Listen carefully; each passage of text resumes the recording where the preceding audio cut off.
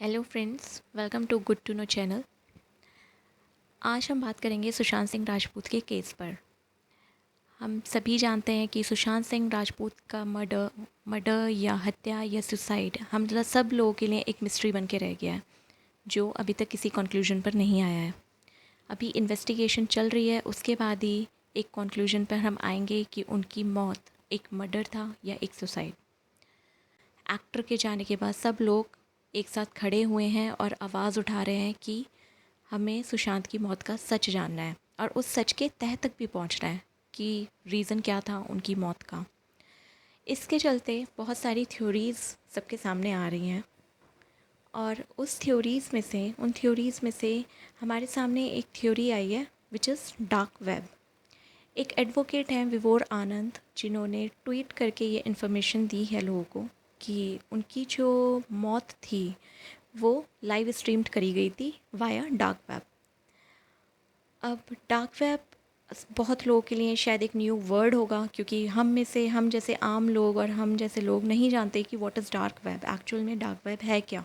हम लोग जानते हैं गूगल, आधी से ज़्यादा जनता जानती है गूगल। 130 करोड़ भारतीय गूगल को जानते हैं कि व्हाट इज़ गूगल। लेकिन डार्क वेब, अब डार्क वेब क्या है ये सब नहीं जानते। तो आज हम बात करेंगे डार्क वेब के बारे में।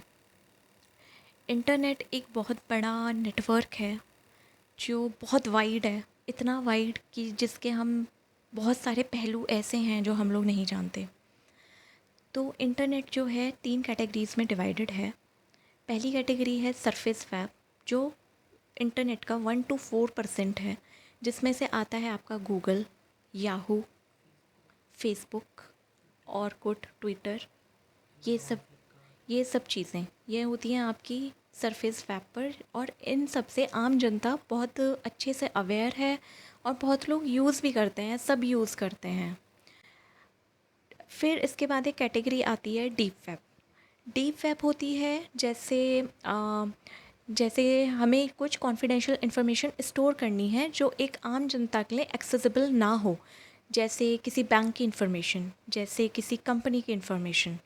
तो वो जितनी भी इंफॉर्मेशंस होती हैं या फिर किसी गवर्नमेंट इन्फॉर्मेशन, जो जितनी भी इंफॉर्मेशन होती है वो होती है डीप वेब पर। तो वो आम जनता को एक्सेसिबल नहीं होता है और वो आम जनता से हिडन होती है। उसे हर कोई, आप गूगल पे अगर डालोगे कोई बैंक की इन्फॉर्मेशन तो आपको कभी नहीं मिलेगी, क्योंकि वो डीप वेब पर स्टोर होती है। अब थर्ड कैटेगरी आती है डार्क वेब। डार्क वेब एक इंटरनेट की काली दुनिया है जो बहुत से ऐसे लोग हैं जो नहीं जानते, जो बहुत ज़्यादा ख़तरनाक है एक आम लोगों के लिए भी। तो डार्क वेब क्या होता है बेसिकली? जैसे हम लोगों के फ्लिपकार्ट होते हैं, अमेज़ॉन होता है, ये हमारा सिर्फ सरफेस वेब पे होता है। डार्क वेब पर अलग तरह की साइट्स होती हैं जो इलीगल कामों के लिए यूज़ होती हैं, जैसे हथियारों का ख़रीदना बेचना, जैसे ड्रग्स का ख़रीदना और बेचना। ऐसे बहुत से इलीगल काम हैं जो डार्क वेब के थ्रू किए जाते हैं। अब ये डार्क वेब कैसे हम सर्च कर सकते हैं, या फिर डार्क वेब अगर गूगल पे डालें तो क्यों नहीं आता, मैं इसका रीज़न आपको बताती हूँ। इसका रीज़न ये है, जो हमारा सर्च इंजन है जैसे गूगल, ये हमारा एक डिफरेंट सर्वर पर सर्च इंजन है, लेकिन जो डार्क वेब है वो एक अलग ही ब्राउज़र है, उस पर सर्च होता है और उस ब्राउज़र का नाम है टॉर। वो अलग ब्राउज़र है और उसमें डिफरेंट वीपीएन्स होते हैं। उसमें डिफरेंट वीपीएन्स होने की वजह से किसी बंदे की आइडेंटिटी रिवील नहीं होती कि किसने डार्क वेब पे जाके कौन सी चीज़ खरीदी और कौन सी चीज़ बेची। जैसे हम लोगों के सरफेस वेब पे अमेज़ॉन होता है, हम लोग जाते हैं कपड़े ख़रीदते हैं, हम लोग जाते हैं अपनी दवाइयाँ भी वहाँ से ख़रीदते हैं, बच्चों के टॉयज़ ख़रीदते हैं, फ़्लिपकार्ट से भी हम यही करते हैं, मिंत्रा से भी हम यही करते हैं। ऐसी डार्क वेब पर डिफरेंट डिफरेंट साइट्स हैं जिन पे आप जाके चीज़ें ले सकते हो, बट डैट इज़ इलीगल। वहाँ पे हर एक गैर कानूनी काम होता है। से बहुत से लोगों के दिमाग में अब ये क्वेश्चन आया होगा कि टॉर तो हम भी इंस्टॉल कर लें और हम जाकर देख लें डार्क वेब की, डार्क वेब होता क्या है। लेकिन हम ऐसा नहीं कर सकते। जो डार्क वेब का एडमिन है वो आपको एक्सेस प्रोवाइड करेगा जब उसको आप एक पर्टिकुलर अमाउंट पे करते हो।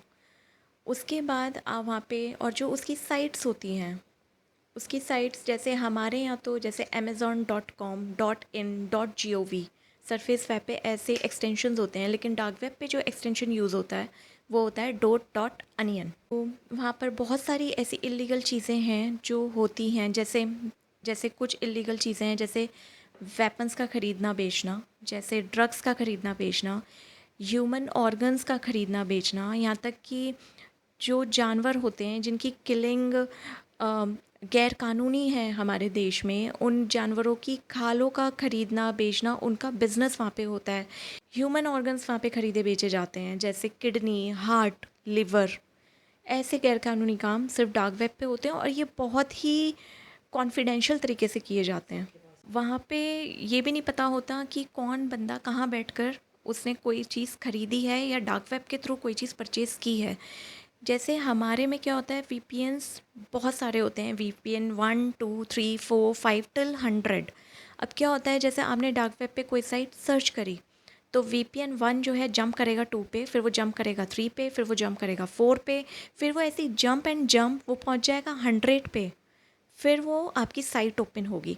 या फिर कोई ऐसी एजेंसी है वो ये देखना चाहती है कि डार्क वेब इस टाइम में इस स्लॉट में किस किस ने विज़िट करा, तो उन लोगों के लिए ये थोड़ा सा चैलेंजिंग हो जाता है, क्योंकि वो अगर जैसे सर्च करेंगे तो वो इन्फॉर्मेशन मिलेगी उन्हें वीपीएन 100 की, वीपीएन 100 की इन्फॉर्मेशन मिलेगी तो फिर वो वीपीएन 100 शो करेगा वीपीएन 99 की, फिर वीपीएन 99 पे जाएंगे तो वीपीएन 99 शो करेगा वीपीएन 98 की। ऐसे आप तक आने में उन लोगों को बहुत चैलेंजेस फेस करने पड़ते हैं और एग्जैक्टली बंदे की आइडेंटिटी रिवील नहीं हो पाती है। डार्क वेब का एक काला सच है रेड रूम। अब रेड रूम क्या है? रेड रूम डार्क वेब की ही एक साइट है जहाँ पर हिडन कैमरास लगे रहते हैं। एक रूम होता है वो जहाँ पे हिडन कैमरास और माइक्स लगाए जाते हैं।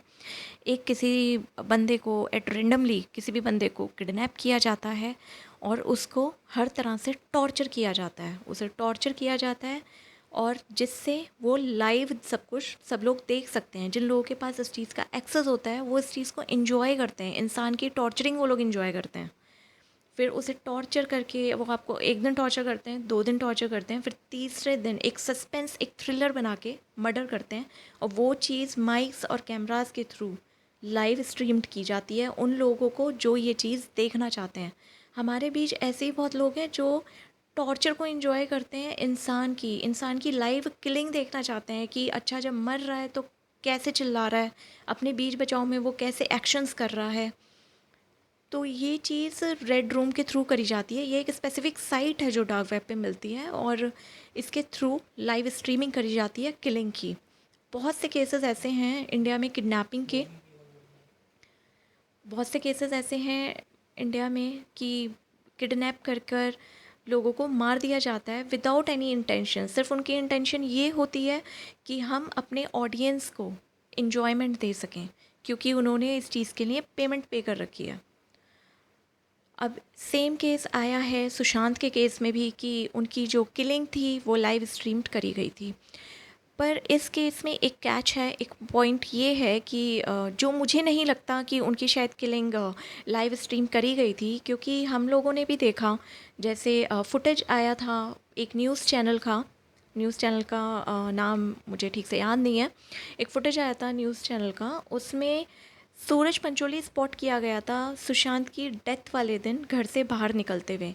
अगर लाइव किलिंग हुई होती तो ऑब्वियसली सूरज पंचोली जाकर वहाँ फंसेगा नहीं और ना वो चाहेगा कि मैं स्पॉट हो जाऊँ और दुनिया मुझे देखे।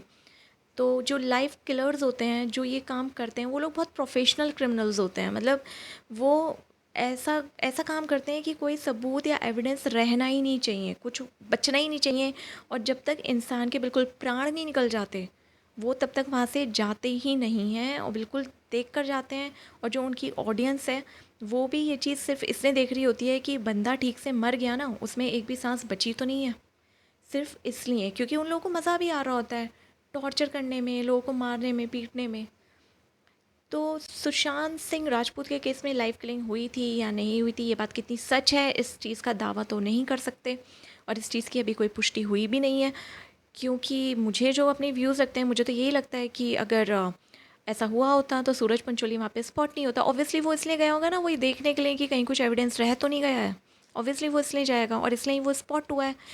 सेकेंडली, अगर ऐसा होता तो रिया चक्रवर्ती मॉर्चुरी में स्पॉट हुई थी एज़ पर दी न्यूज़ चैनल, तो वो भी ऐसे रिस्क लेके वहाँ नहीं जाएगी कि लोग मुझे देख लें और फिर तरह तरह की बातें खड़े हों, मीडिया मुझे ट्रोल करे। ऑब्वियसली वो नहीं जाएगी। ऐसा इसलिए हुआ क्योंकि शायद उनकी किलिंग लाइव नहीं थी, या फिर इन लोगों के मन में कुछ ना कुछ डर था कि कुछ एविडेंस रहना नहीं चाहिए। अगर आपको ये कॉन्सेप्ट बिल्कुल जाकर मतलब विजुअली दे समझना है या फिर देखना है कि लाइव स्ट्रीमिंग किलिंग की कैसे की जाती है, तो मैंने एक मूवी देखी थी, हॉलीवुड मूवी है वो, उसका नाम है द लीज।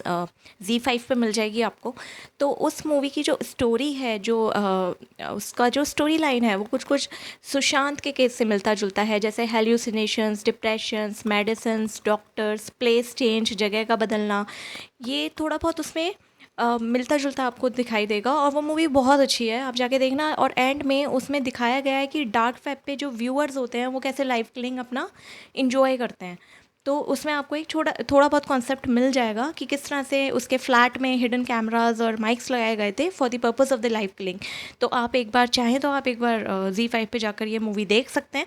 फॉर श्योर आपको अच्छी लगेगी और आपको थोड़ा सा उसका एक कॉन्सेप्ट समझ आएगा कि डार्क वेब पे जो ऑडियंस होती है, जो व्यूअर्स होती है, वो किस तरह से उनको दिखाया जाता है। आपको इस बारे में क्या लगता है, आप प्लीज़ कमेंट सेक्शन में ज़रूर बताएं। डार्क वेब के लिए आज का टॉपिक इतना ही था। बाकी आपकी अगर कोई क्वेरीज़ हैं तो आप पर्सनल करके भी पूछ सकते हैं। मुझे लगा ये इन्फॉर्मेशन हम आम लोगों तक पहुंचनी चाहिए, इसलिए मैंने ये वीडियो बनाई। बाकी आपको वीडियो अच्छा लगा हो तो प्लीज़ आप इसको लाइक करें, सब्सक्राइब करें और बेल आइकन दबाना ना भूलें। Thank you.